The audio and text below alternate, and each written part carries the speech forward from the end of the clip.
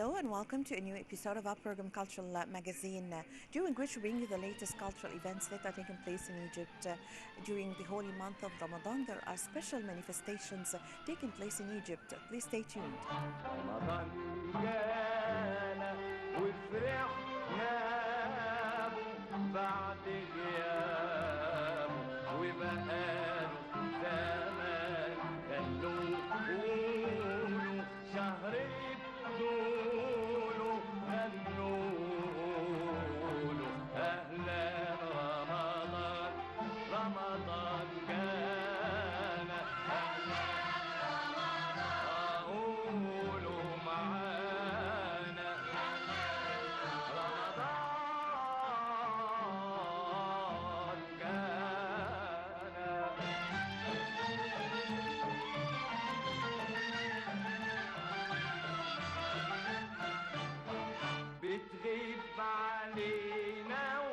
وتهجرنا وقلوبنا معاك وفي السنة مرة تزورنا وبنستناك.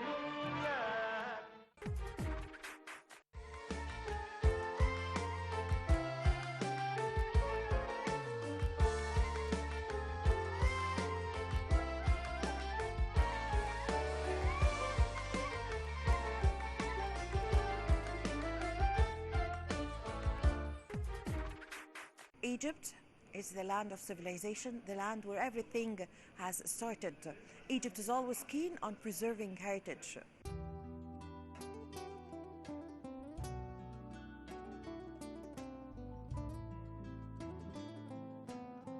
On the occasion of the 120th anniversary of the founding of the Museum of Islamic Art, an art exhibition entitled The House was recently inaugurated.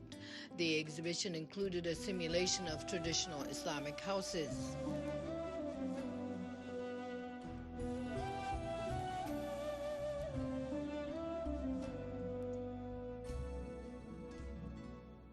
The exhibition comprised of approximately 100 pieces of reproductions of the most important artifacts of artists and craftsmen who inherited traditional heritage crafts from their ancestors many years ago.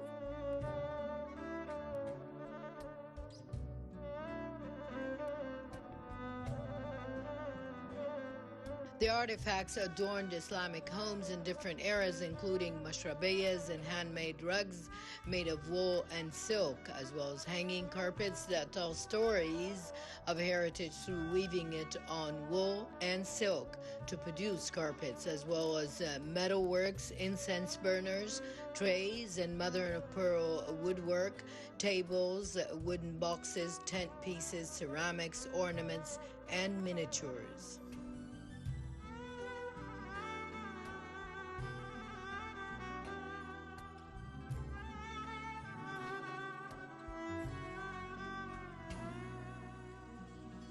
One of the museum's halls was allocated for this purpose and equipped and decorated to simulate an Islamic residential home.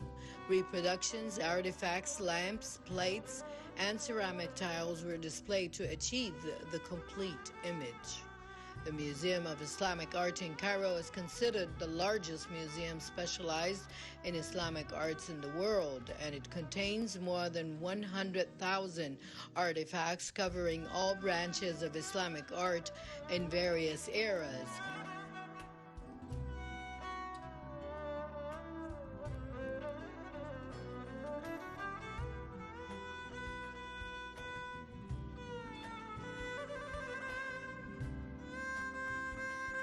Its art collections are also distinguished by their richness in terms of quantity and quality, covering nearly 12 Hijri centuries from various regions of the Islamic world, starting from India, China, Iran, Samarkand, passing through the Arabian Peninsula, the Levant, Egypt, North Africa, and ending with the Andalusia and other regions as well.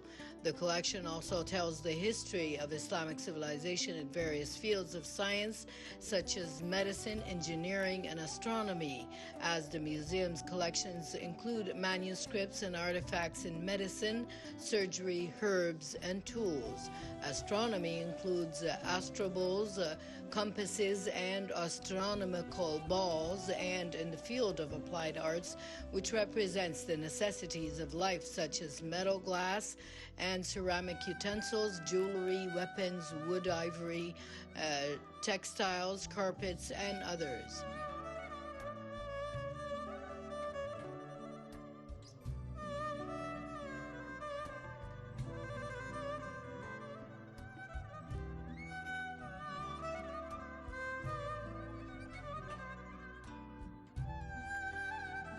Celebrating the 120th anniversary of the opening of the Art Museum, the idea of establishing a Museum of Islamic Arts and Antiquities began in the era of Khedive Ismail, specifically in the year 1869, and it was implemented in the era of Khedive Tawfiq in 1881, when Franz Pasha collected Islamic antiquities in a small building in the courtyard of El Hakam Mosque, which he called the Arab Museum.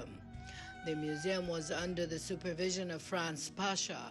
The current building of the museum was opened in 1903 in Bab al-Khalq Square during the reign of Khedive Abbas Hilmi II under the name the House of Arab Antiquities. Its facade was designed in the style of the facades of Mamluk architecture, and the name of the house was later changed to the Museum of Islamic Art, which was in 1952.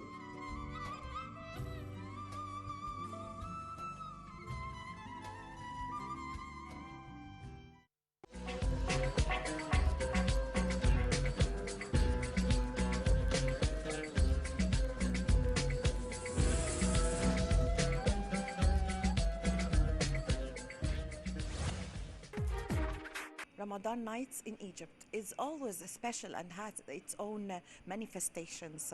Let's watch the following segment.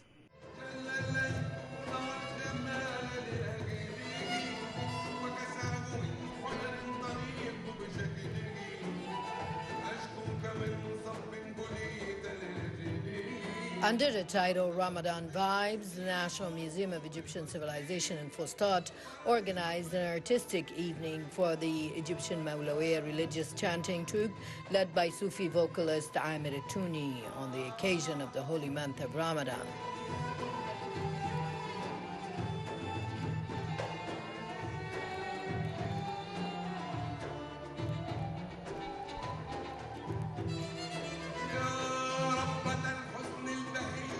The evening included a variety of performances of traditional religious chanting, where the band presented a distinct artistic mixture that combines Tanura dance, religious chanting, and supplications to reflect a unique state of Sufism.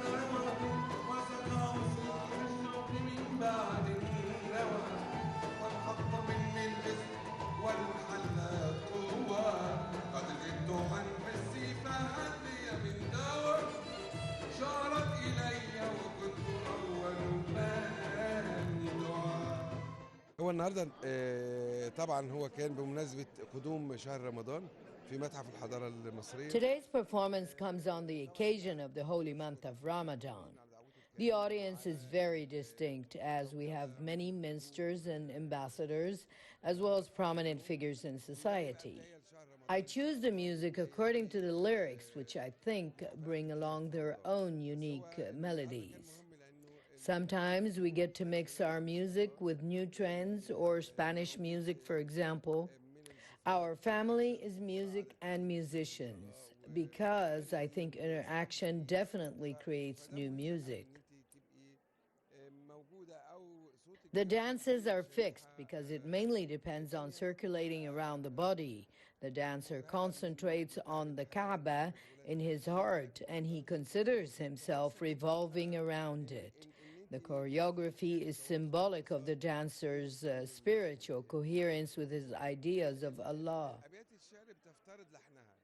The philosophy of Sufism on which our troupe relies is our heritage, especially our Islamic civilization. Yet we tackle it in a modern form to emit a certain peaceful spirit into society. Through our dances, we attempt to bring different cultures closer together in peace and love.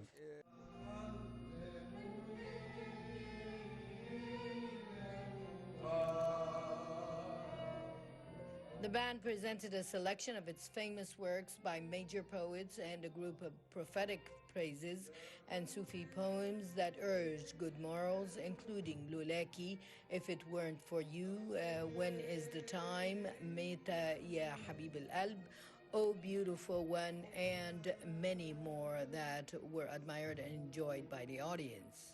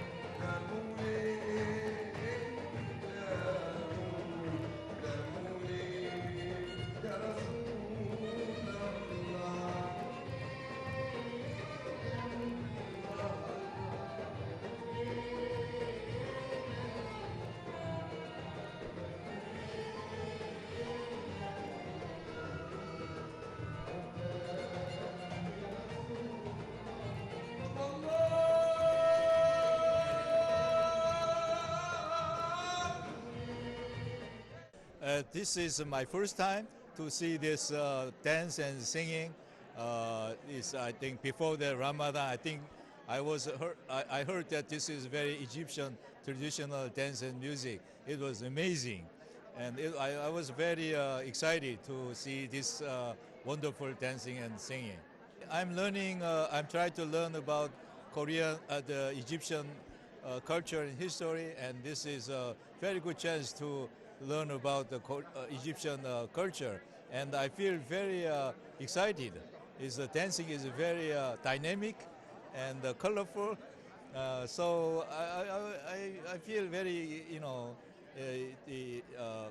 thrilled to see this wonderful performance. Actually, here, this same hall, we had Korea, our embassy hosted a Korea traditional music and dance performance last September. Yeah. So it was also well received by Egyptian people, and this is a very good way to show each other to cultural performance and the cultural heritages. So it will be very, very nice to make two peoples closer together.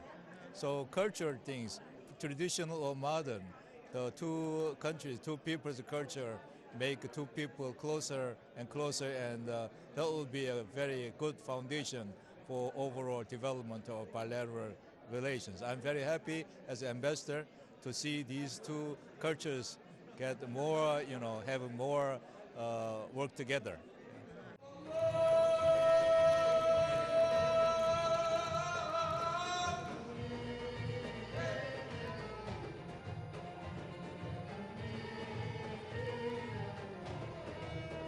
Sufi vocalist Ahmed Atouni expressed his happiness at holding this evening inside this great cultural edifice in which he felt the greatness that characterizes Egypt, and he thanked the National Museum's admiration and all of those who helped in organizing this evening.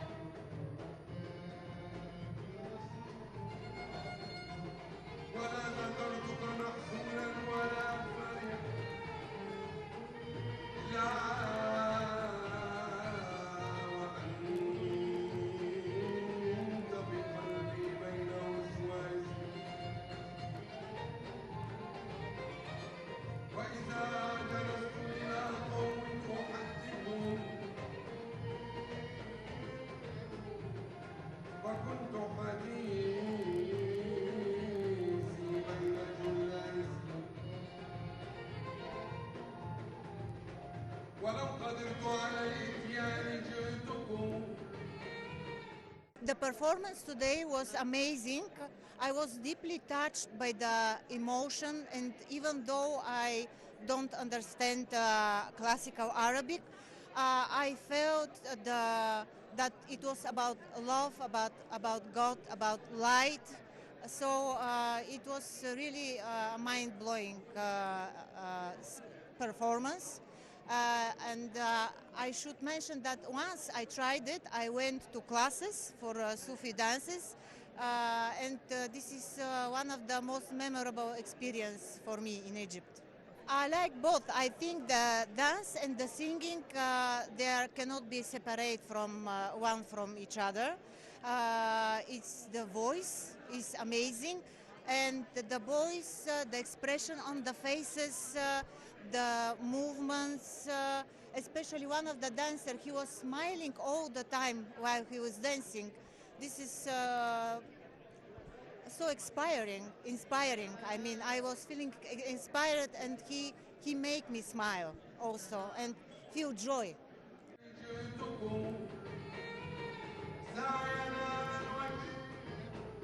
It is worth noting that Egyptian Maulawiya is a musical band. It's interested in Sufi music and dance and was founded in 1994 by its vocalist Ahmed Atouni.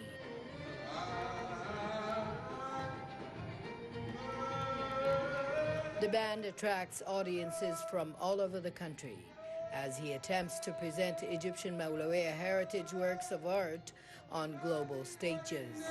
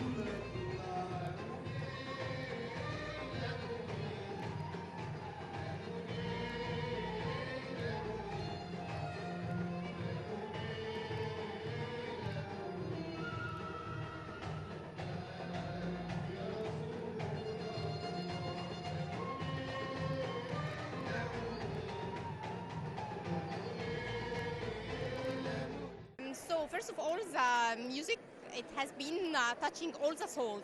So it has been different. So it's like the language what every country is speaking. So and what we hear today, so it's different from normal music. So it touches the culture, the deep culture of the Egyptian civilization. And so it's very nice and to hear them and to see how the culture of our culture, Egyptian culture, has been touched with different cultures. So it's kind of Sufism music. So it's kind of you need to think about it, to think about God, to think about love, to think about the life itself. So it's very kind from the museum and Dr. Ahmed to invite them tonight, and it has been all time for the museum here. It's offering a lot of kind of music and different, so today it's really a unique night. So I think he's thinking that he's making all kind of ideas and mixing many tastes of the people. So that's why maybe he offered different kind of music and words, what he said. It has been very deep music, and it has been very long time in our culture, and has, as he said, that it's mixed with the Turkish music because that it was in Tekeya. In first of all, so that's the slide of the knowledge. So it's the Tekeya, that it was for the people that when they were visiting Egypt, so they were there, and so that's why the culture has been mixed with the Sufism music. So that's what we hear today. So it has been like mixed from the Arabic rhythm and the Turkish music, and so it has been like a nice tour with different culture, and it has been happened in here at the museum. So that was a great night.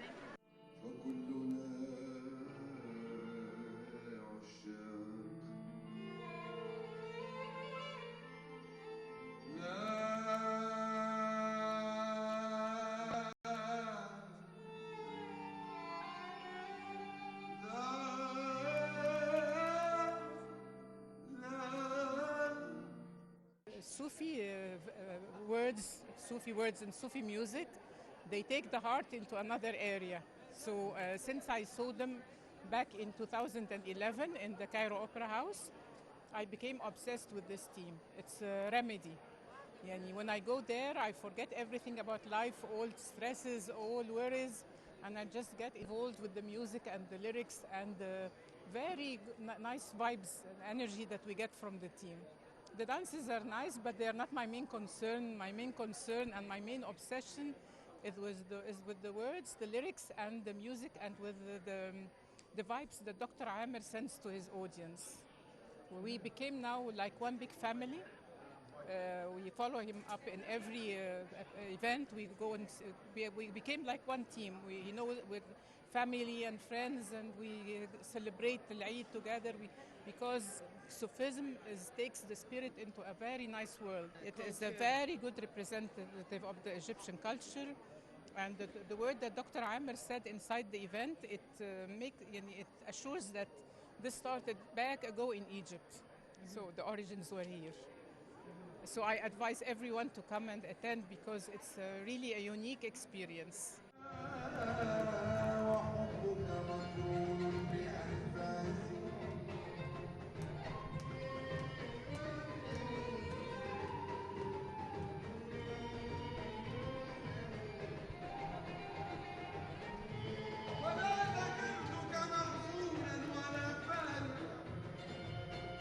Mawlawiya Sufi performance is a form of zikr or remembrance of Allah.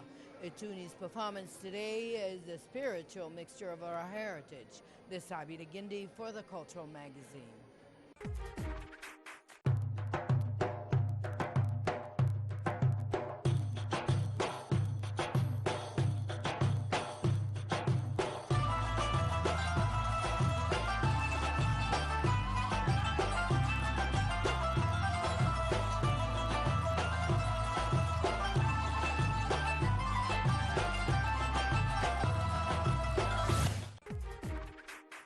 Egypt is always boosting and preserving its artistic and musical heritage. Let's watch the following segment. The Islamic Cairo is filled with treasures when it comes to archaeological, Islamic and Coptic architectural, and one of the most prominent historical places is the Prince Taz Palace, which is now considered as a cultural hub where a lot of cultural activities take place, especially during the holy month of Ramadan. Prince Taz Palace is located in the Old Cairo area of the Caliph in the Citadel.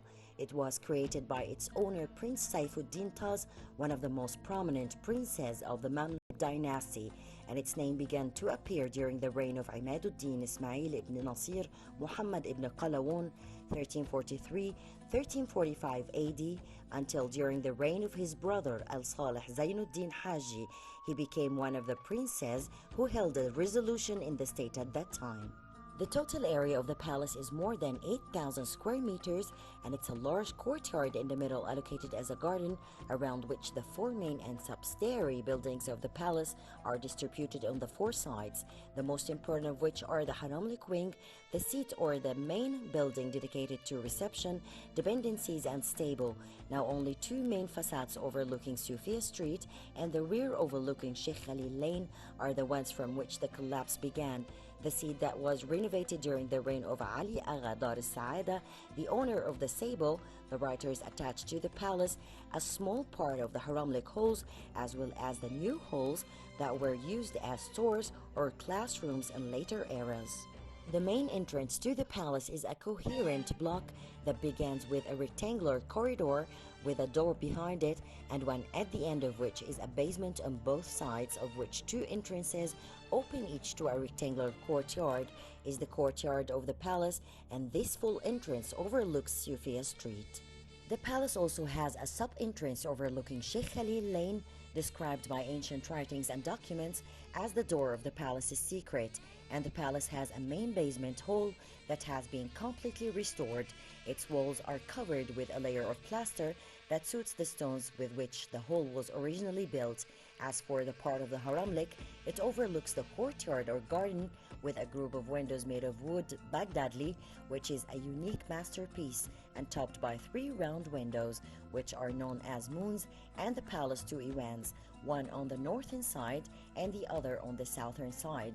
And the northern Iwan is a square covered by a roof with a geometric and floral decorations, and it also has a written tape from which the following text remains: "In the name of Allah, the most gracious, the most merciful, ordered the establishment of this blessed and happy place from the grace of Allah and all His general giving, the headquarters of Al-Ashraf Al-Ali Mawlawi Al-Makhdumi Al-Ghazi Al-Mujahideen Al-Murabitina."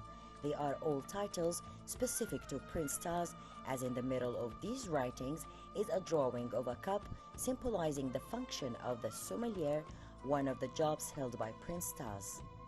There is also the seat or the main reception hall. It is of two levels linked by a ladder, which in each of its two levels is a rectangular space overlooking the courtyard, which resembles a terrace based on a triple column of wood, and there is a wooden button below the ceiling containing transcription writings of the first verses of Surah Al-Fatiha, and attached to this seat three halls full of geometric motifs. The palace has become the headquarters for concerts, musical and artistic events, along with a number of art workshops in the fields related to art, such as singing, acting and religious chanting, which is considered a fusion of the beauty of ancient history and contemporary art.